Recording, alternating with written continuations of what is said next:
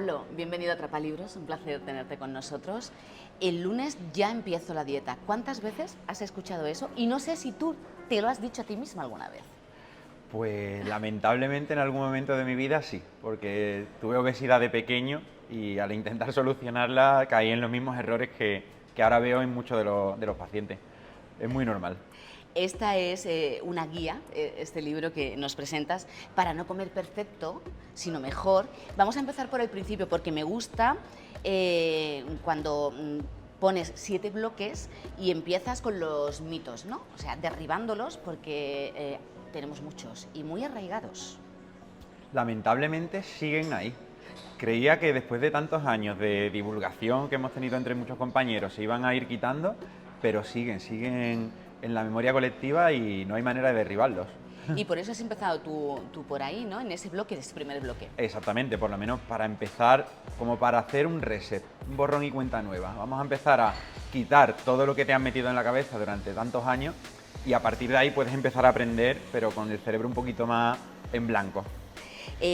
También me ha gustado cuando dices cada persona es única. Quizás la teoría no sirva para tanto. Efectivamente, porque cada persona tiene unos factores muy diferentes, principalmente porque tienen genética diferente. Y si ya los genes de una persona y de otra van a diferir en el comportamiento que tenga ese cuerpo con un planteamiento dietético, un ejercicio y demás de otra, pues no podemos esperar resultados iguales en dos personas que son diferentes. Claro, eso de pasarnos las dietas, como que no, los menús y tal. Efectivamente, porque si lo que a mi vecino le va bien y mi vecino tiene unos factores totalmente distintos a los míos, nada puede decir que a mí me vaya a ir también bien. Dices que el miedo vende, que es una estrategia. Dice, cualquier mensaje exagerado que nos llegue sobre que algo es cancerígeno, que engorda, que daña tus arterias o que te deje impotente, va a tener miles de visitas. Totalmente, es un clickbait maravilloso para ganar likes, seguidores, pero en nutrición la inmensa mayoría de mensajes tan contundentes y tan tajantes son mentiras, son para vender. En nutrición hay muchísimos matices, porque claro, lo que comemos dentro de lo que es toda una dieta, es decir, controlar simplemente un alimento es muy complicado, porque va acompañado de otra serie de alimentos y de otra serie de factores. Incluso dentro de un mismo alimento no solo puedes analizar un nutriente, porque un alimento es un conjunto de nutrientes. Entonces, claro, muy complicado sacar ese mensaje tan tajante. Y no es lo mismo un capricho que un hábito. ¿Cuál es la diferencia? Pues que el hábito sí que va a afectar en tu salud, porque al final es tan repetitivo que sí que puede llegar a causar un problema o que puede dar un beneficio, es decir, consumir comida saludable como hábito es beneficioso para la salud y consumir esa comida basura como hábito es perjudicial para la salud, pero no quiere decir que si lo hacemos de forma esporádica, que luego el término esporádico o moderado pues tiene también muchísimos matices, te vaya a afectar de forma tan negativa. También eso de meter miedo con que esta comida te va literalmente a matar o a causar cáncer, vende mucho, pero tampoco hemos visto en la realidad que sea tan mala algunas cosas, ¿eh? Y también diferencias entre hambre real y apetito. Me gusta eso de la teoría de la cheeseburger. Totalmente. Hay productos sabrosos que te comerías en cualquier momento. O sea, a ti te despiertan a las Incluso 4 eso, de la recién mañana, despierto. toma, un chocolate con churros. Uy, me acaba de entrar hambre. No, no tienes hambre, simplemente buscando placer. El placer no se agota, el placer lo quieres en cualquier momento y ese es el apetito o gula.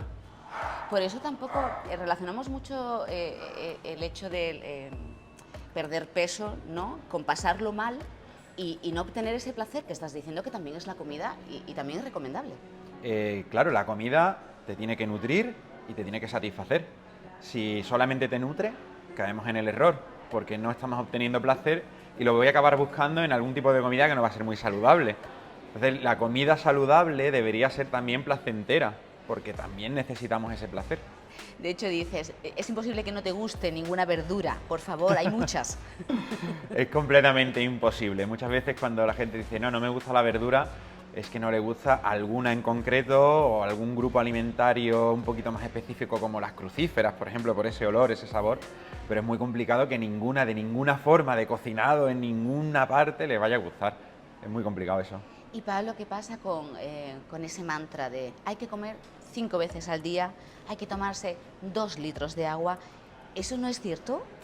No, ¿No, esas no son nos lo aplicamos? recomendaciones, no, son recomendaciones que se han sacado un poco de contexto. Se puede dar una recomendación a población general orientativa, pero nada obligatorio, porque claro, no es lo mismo un jugador de la NBA que una anciana de un pueblo. Claro, no van a necesitar ni los mismos litros de agua, ni las mismas cantidades de comidas diarias o de calorías o de nutrientes, porque tienen vidas completamente distintas y tienen requerimientos completamente distintos. Entonces, es una orientación, pero no es nada obligatorio. Claro, de hecho, más de una vez nos hemos visto, es que me tengo que tomar los 2 litros de agua. No tengo sed, pero hay que tomárselo. Obligatoriamente, aunque estés en el Ártico y no estés sudando, no importa. Siempre 2 litros. Y en esa tesitura de que queremos perder peso, que tú hablas de perder grasa realmente, lo de perder 10 kilos en un mes, eso como que harto complicado. Es muy complicado perder, por no decirte casi imposible, perder 10 kilos de tejido graso en un mes, porque la fisiología no va tan rápido. Entonces lo que suele pasar es que la gente pierde de esos 10 kilos, pues a lo mejor 4 o 5 de grasa, y si lo hacen de una forma bastante restrictiva, pero los otros 5 seguramente sean de musculatura, de agua, y cuando tú pierdes músculo el efecto rebote está casi asegurado, porque nos baja el metabolismo, nos dejamos de mover al perder músculo, baja el gasto calórico, tanto porque el músculo gasta como porque nos movemos menos, y claro, el efecto rebote es casi inmediato. Decías que es una patraña, son tus palabras. Dice, no tenemos ni puñetera idea de cuál es el ritmo de pérdida de peso normal para una persona. Por eso decíamos lo de cada persona es única. No lo sabemos, porque cada persona viene con unos factores distintos y sabemos que genéticamente vas a perder más rápido o más lento porque tu cuerpo se comporte de una manera o de otra. Y además, si has pasado por varias dietas anteriores, también hay una serie de adaptaciones. Y si encima le metemos factor estrés, factor sueño, factor actividad física, medicación, lesiones, pues es casi imposible sacar un ritmo de pérdida para todo el mundo. Es que sería inventárselo prácticamente. Me gusta cuando afirmas no ir al psicólogo es de locos, porque no sé si este tema va en relación en que hay casos en los que el problema no es nutricional, como expones, sino psicológico. Efectivamente, nos encontramos muchísimos casos en consulta que la comida es simplemente un reflejo de que la persona no tiene una buena salud mental y lo está pagando con la comida, con un picoteo, con un atracón, con una restricción, con un miedo. Entonces, claro, al final nosotros no podemos hacer nada como nutricionistas. En ese caso, concretamente, es el trabajo psicológico, de psicología, el que tiene que hacer su función, porque nosotros simplemente somos nutricionistas. Ni debemos ni podemos entrar en ese campo, porque no sabemos. ¿Y esto del ayuno intermitente, eso es bueno o es malo? Ni bueno ni malo. Un martillo yo lo puedo usar para clavar un clavo o para matar a alguien y es el mismo martillo. Entonces es una herramienta que lo puedo usar bien o lo puedo usar mal. Ni es tan malo como mucha gente dice, que parece que no comer en 16 horas te va a matar, ni tampoco esos supuestos beneficios de que te alarga la vida, etcétera, etcétera, que son un poco exageraciones para vender. Hablas de comprar y cocinar lo correcto y quiero pararme en aquellos productos que ponen light, natural y la pregunta del millón, ¿no? ¿Es más caro comer de forma saludable? Es un poco más caro comer de forma saludable, pero porque la comida basura es muy barata. Ten en cuenta que son ingredientes que son muy baratos y que duran mucho.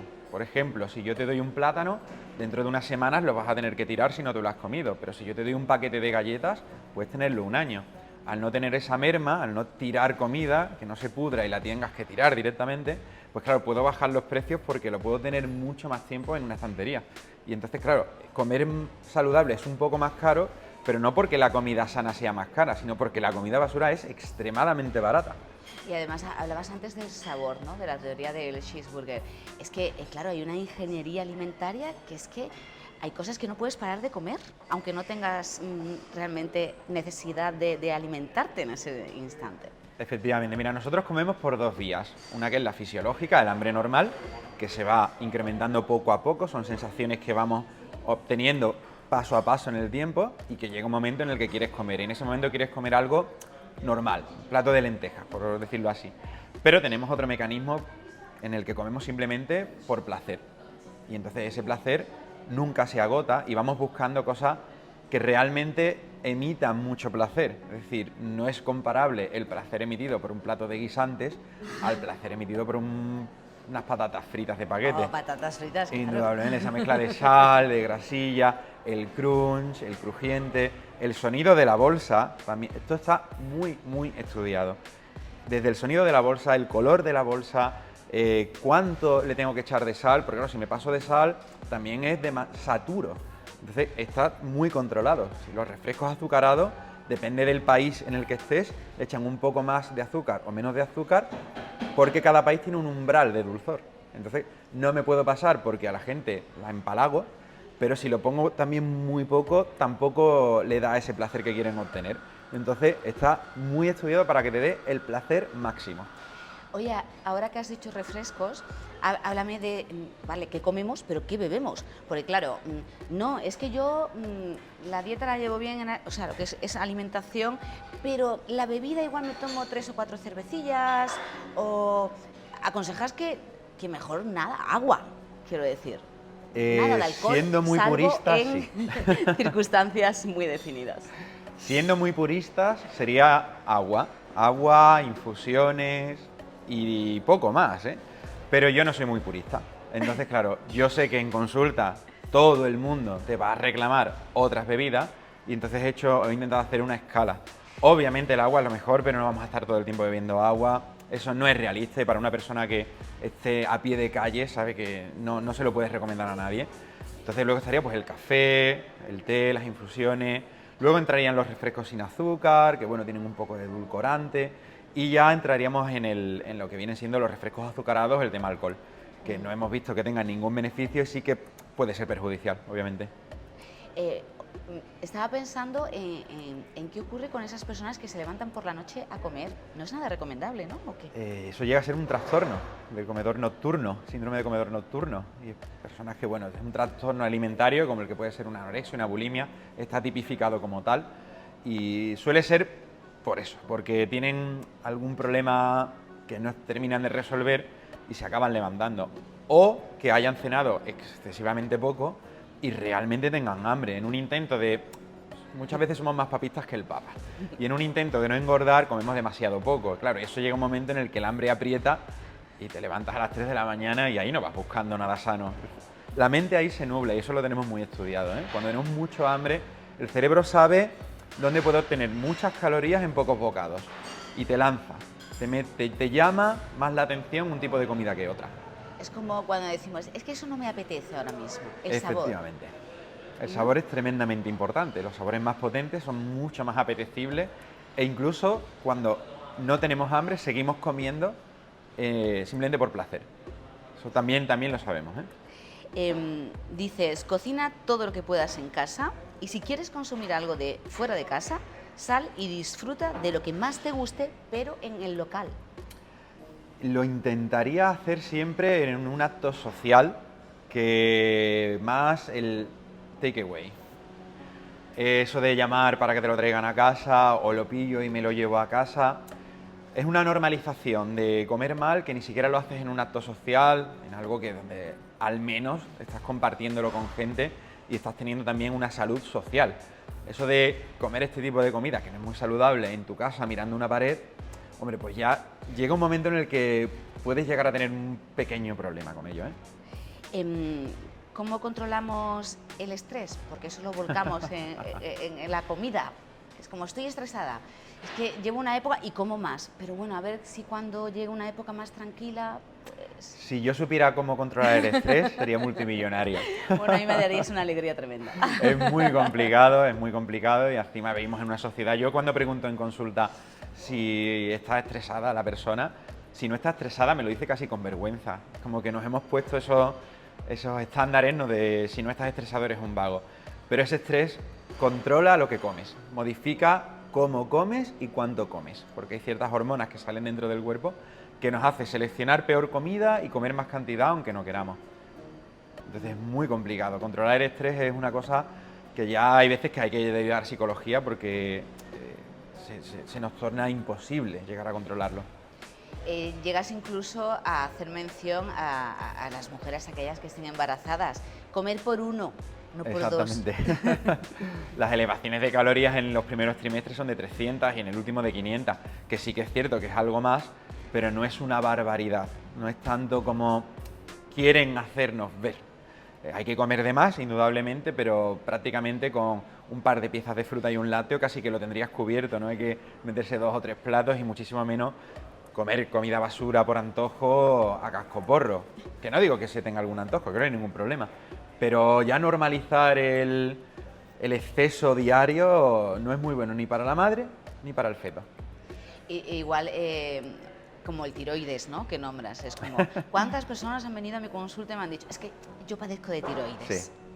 El tema es que, claro, sí que es cierto que puedes tener un hipotiroidismo, pero si te estás medicando ya no tienes ese hipotiroidismo, porque ya tienes la medicación que está supliendo lo que no te genera la glándula, entonces tu cuerpo pues funciona normal. Nosotros hemos visto bajadas de metabolismo enormes cuando la persona está sin medicar, sin diagnosticar y viene con eso alteradísimo, pero en general no hay tanta bajada de metabolismo como para que pueda explicar una subida de 10, 15, 20 o 30 kilos de grasa.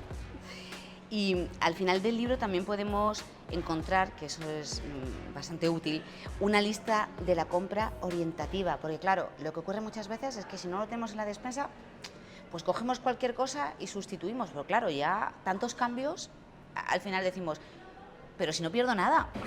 Exactamente. Directamente tú entras en un supermercado y la mitad de los pasillos no tendrías ni que ir, porque son de comida basura. Y dentro de la comida sana, pues hacemos pues, una pequeña lista, sobre todo por lo que tú has dicho, porque al final si no tengo la materia prima, ¿cómo lo cocino? Entonces, es muy importante hacer acopio de una buena cantidad de comida saludable y luego tener muchas ideas de cómo combinarlas. No hace falta estructurar un menú, simplemente llegas a casa, tengo todo lo que quiero cocinar, tengo muchas ideas que puedo buscar en internet fácilmente y así acabo comiendo bien, no es tan complicado, al final. Y ahora que has dicho lo de entrar en un supermercado, también ha habido una moda, yo me la aplico, de empezar a leer todas las etiquetas. Y claro, acabas leyendo tantos ingredientes que desconoces que yo acabo dejando el producto porque es que no entiendo. Digo, tiene que ser malo, demasiado ultraprocesado. ¿Qué hacemos con eso? Pues realmente tiene su lógica, porque al final un plátano no tiene etiqueta. Es decir, lo que es la materia prima, la comida saludable, pues una verdura, una legumbre, una fruta, una carne, ahí no hay que leer absolutamente nada.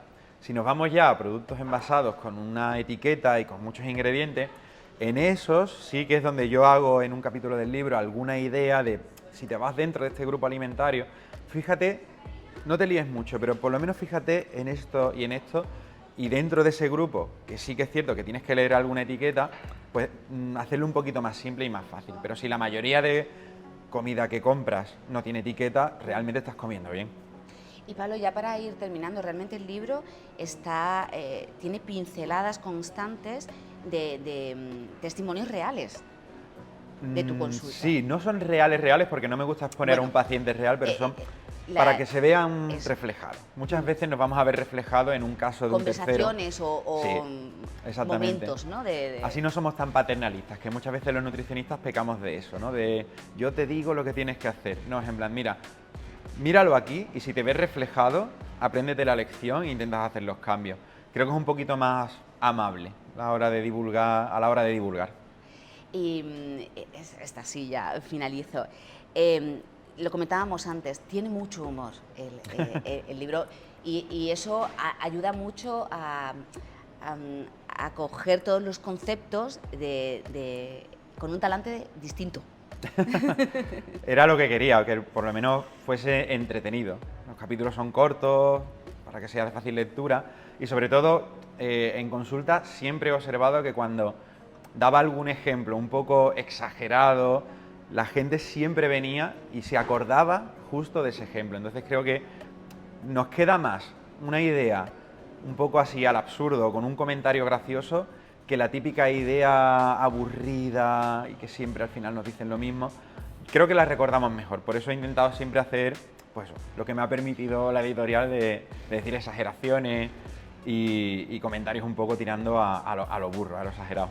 Y está todo lo que deberíamos de saber, al menos inicialmente, para realmente cuidar de nuestra salud y que se convierta en un hábito.